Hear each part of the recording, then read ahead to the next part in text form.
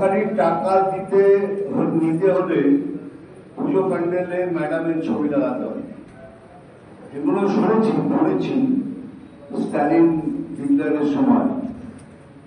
এটা আবার শোনা যাচ্ছে এই গভর্নমেন্ট ব্যাপার কি ম্যাডামের যদি ফটো না লাগান তাহলে প্রথম যে টাকাটা ওনারা দেন সেটা দেবেন না। দাবি করা হচ্ছে টোটো ড্রাইভারদের কাছ থেকে।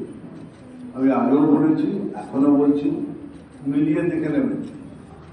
এই যে 1,500 টাকা দিচ্ছে, এটা আপনার টাকা নিচ্ছে, এ ফিরিয়ে দিচ্ছে।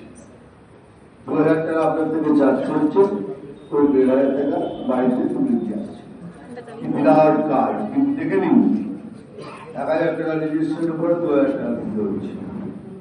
এই প্রশ্ন কিছু করতে চান এই ব্যাপারে? কোনো প্রশ্ন নেই। দামোদরের নদ জুড়ে যে বাড়ির চোরা কারবারি চলছে সেটা আপনারা সবাই জানেন। আমাদের সেকেন্ড টাইম বলার দরকার লাগে না, কিন্তু এটুকু বলে দিচ্ছি, ময়ূরাক্ষী এবং দামোদরে দু জায়গাতেই চুরি করে বাড়ি নেওয়া হচ্ছে।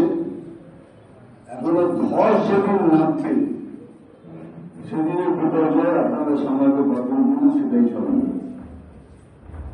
ধস তো নেমেছে, কিন্তু আরো নামবে, আর যেদিন নামবেন সেদিন আপনারা সামলাতে পারবেন কিনা সেটা সম্ভব।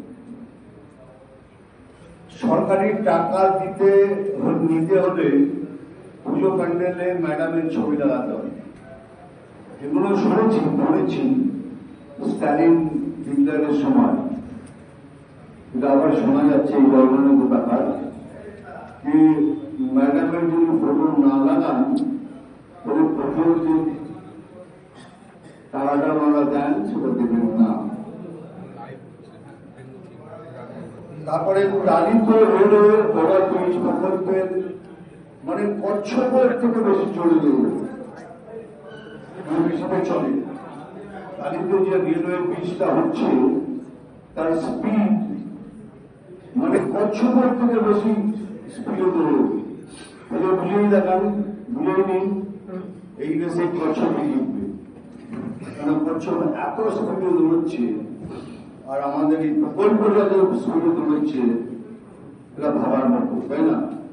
যাই হোক, আর বাকি অভিযোগটা কিছু বলুন, আপনি কিছু বলুন। আইন শৃঙ্খলা ব্যাপারে আপনি বলুন।